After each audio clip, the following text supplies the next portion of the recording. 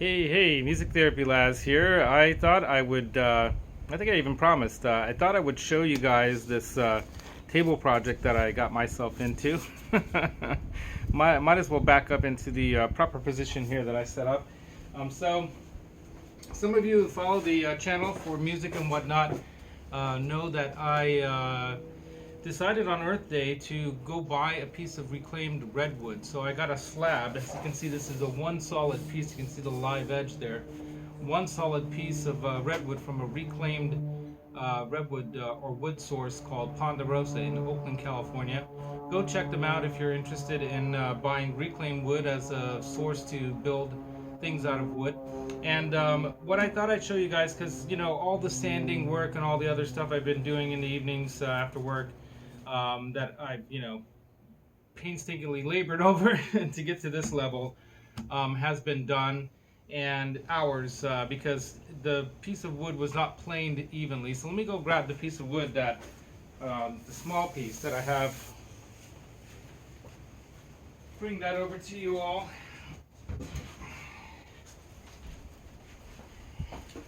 So here's the slab of the redwood, and as you can see, there are these ridges on it, right? You see the ridges? And so to sand past that to the smoothness that I've got that down to, I had to sand with a 60 grit, sand, paper with an orbital sander. Took quite a while. I did have it hooked up to a vacuum cleaner so that it sucks the dust as I'm sanding, which is a smart thing to do. And then this leftover piece is what I'm planning to make a Telecaster out of, even though it's got a knot in it right there. So I don't know how that's going to all work out. We'll see. Yeah, we'll see. But it is a part of the wood that doesn't have any other real cracks or problems, it seems. So I'm hoping that's going to go well. Let me stick that here. So I decided to use the wood for that, the leftover. And I've got, two pieces out of that large slab. So there's another table that's sitting over there in the middle of our little patio under the what do you call it, the gazebo thing, tent thing. I think it's a gazebo, I guess. And so I'm gonna go ahead and show you guys the process I'm using to do the finish work on here. So I already stained this with a color that I created. So I used some water-based like white base.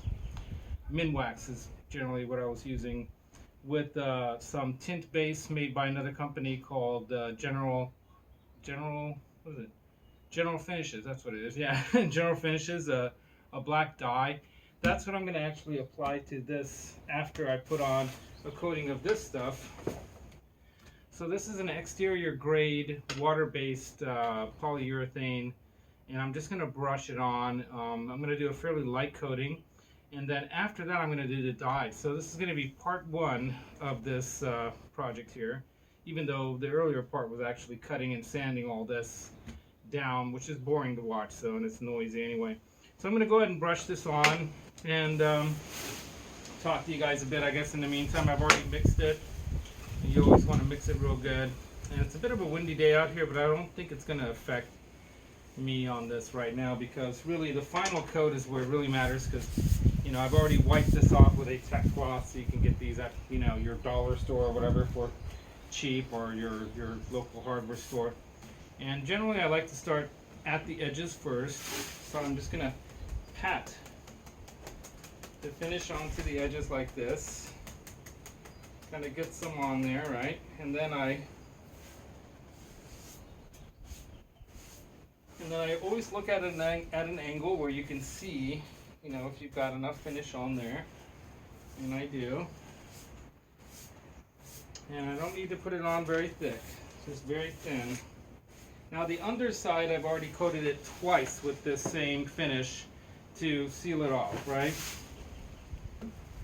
And I'm going to go ahead and pat around the live edge here. So I left the live edge outside of the bark. I removed the bark off of this wood, and this is actually what it's going to be standing on, this bar piece that I bought at a local furniture store that will remain nameless. I just happened to get a deal under $100 for a topless bar.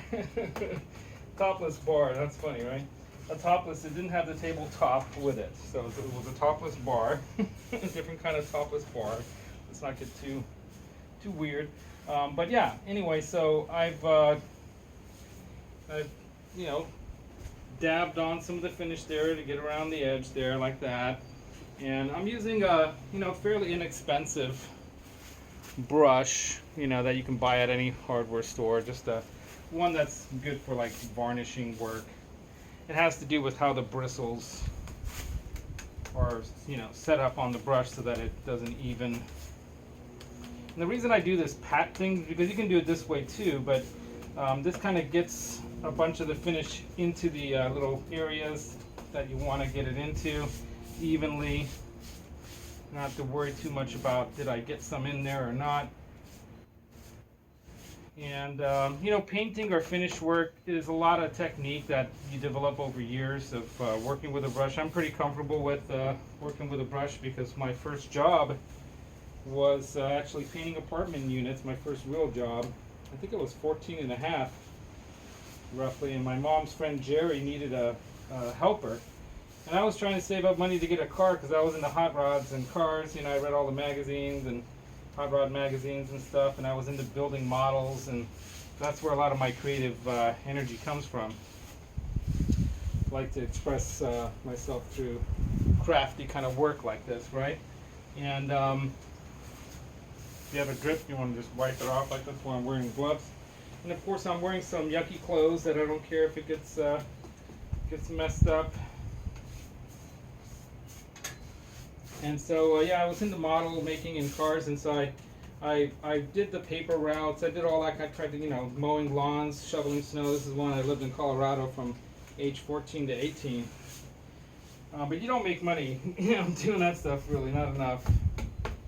And so, you know, he hired me because I painted my own bedroom, and he's like, hey, you know, my mom said, hey, Jerry, well, I know he's young, but check out my son's work in his bedroom and maybe give him a shot. And so my first real job was actually painting apartment units. So now what I do is I use a technique that most painters know called keeping the wet edge, I guess. I don't know what it's really called. But you always want to keep a wet edge. So you don't want to have, you know, any edge of the finish dry out on you. So you want to keep moving and keep the brush going with the grain of the wood, as I am. If you could see the grain, I don't know if you could see the grain from there, but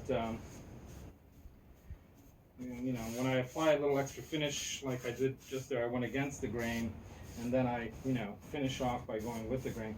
And you want to keep your eye out for any like lint or debris that might get blown onto the finish while you're working on it.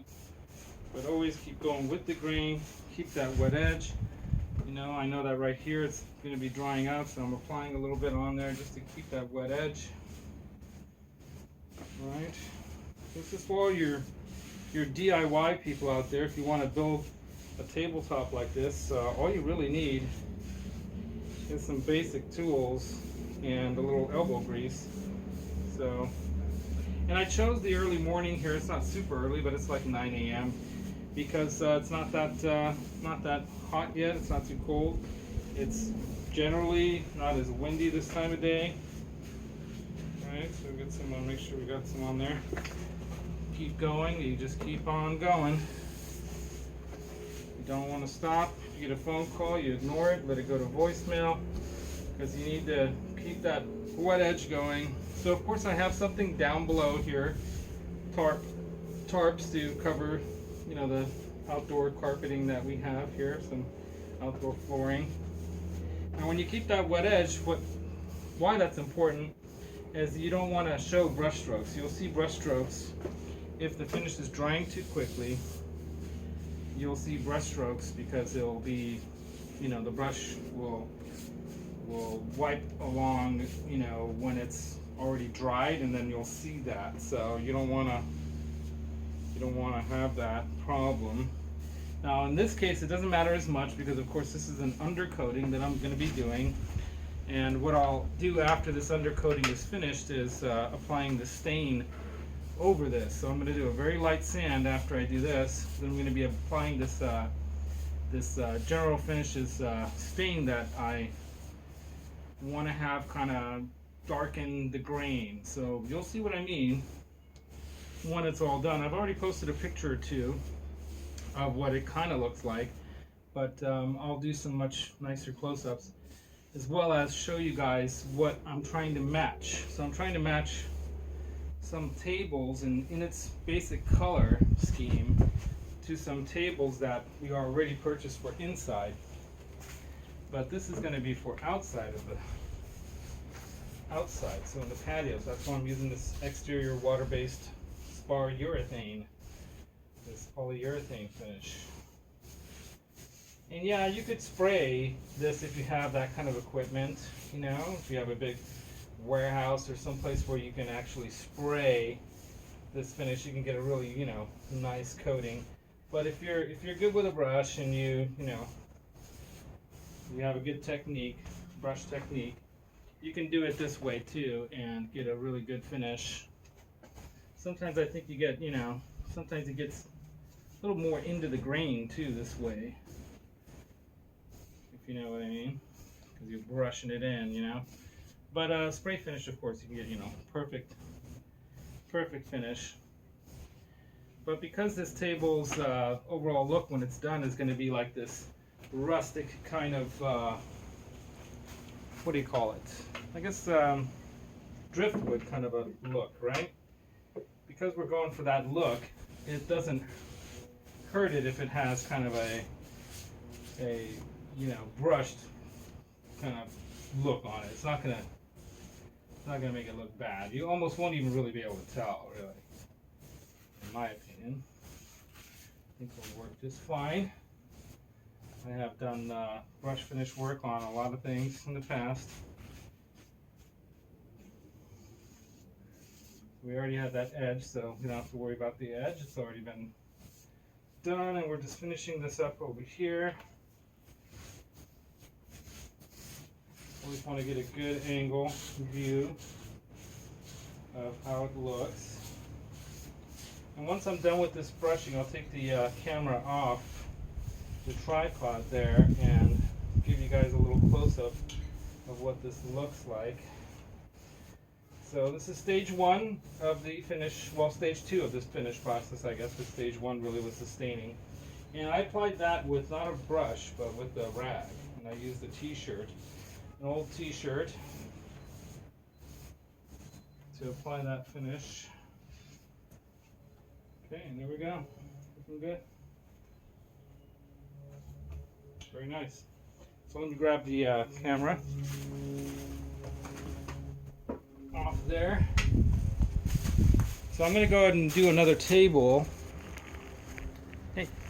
So I'm going to do another table, so I'm going to show you guys, I'm going to keep that brush over there because I'm going to show you guys that other table, but I'm hoping you're getting a good view of this. Can't tell because I have the camera turned now, and it's my phone that I'm using, my LG. Looks cool, right? Or maybe when you're not looking at those bright spots. So you see some of that redness coming through from the redwood with this gray stain I have on there, but when I put the black, and here's that live edge, it looks cool, right? What I mean by live edge is you can really see, you know, you could really see the grain coming through, following through the grain. Live edge all the way there. So that's it for this part of the project. Got another table over here that I got to do. Right there. Before the sun really comes in on me. So I hope you guys enjoy this little do-it-yourself video. Oops. This little video series. There'll probably be 2 or 3 more videos. So until next time, Music Therapy Laz. Why am I doing this on my music therapy channel? Well, this is another creative outlet of mine. I'm a creative type person. And of course I'm going to be doing this guitar. See that Tele drawing? Telecaster drawing on there. So I'm going to be doing this out of this piece of wood here. I'm going to be building a guitar. Look how thick that wood is. Maybe too thick. I might have to have it planed down by someone. And I might even do this finish. So I was actually thinking about doing this this whitewash finish on the guitar, because it's not really whitewash finish. It's kind of like this driftwood, right? I haven't seen that out there. Maybe I've seen some similar versions of something like this, but I thought it would be cool to do this driftwood thing as, you know, as a first try finish. And then the other thing I'd like to do is a sparkle finish. So we'll see if I do a sparkle, but I might do this whitewashed kind of, or you know, this driftwood look color with a sparkle over it, like maybe like a blue sparkle or something like that. That would be cool, right? A blue sparkle. What do you guys think? Let me know down in the comments below. Don't forget to subscribe to the channel. Even though this isn't music related, it is in the sense that if you're into the mods and the guitar building, this is similar kind of work where you're, you know, sanding, staining the wood, doing all that stuff. And some of the people that influenced me to try this were, like, you know, Kris Barocsi. He does the videos for Thomann out in Germany, and he's Hungarian too, like me, which is cool. He gave me some tips on what to expect with a redwood body. And then you've got you know, people like Leonard, RJ Ronquillo, of course Philip McKnight, you know, big time influencer for me to even try to do all this kind of stuff. And then all the Johnny Bean people like Kurt, you know, 5150. Definitely, you know, he helped me out with my first pilot episode of the Guitar Mod Squad show on Thursday nights, which we skipped this week, and I'm hoping to do my show tomorrow morning. I'm planning to do my Sunday morning live stream that I normally would do with Roxy, but she's gone. See, I've got her cage over there, hoping she'll come back. Food and water still set out for her. So anyway, but until next time, Music Therapy Laz, just phase one of this. And I'll, you know, I'll keep them coming. Talk to you guys next time. Later.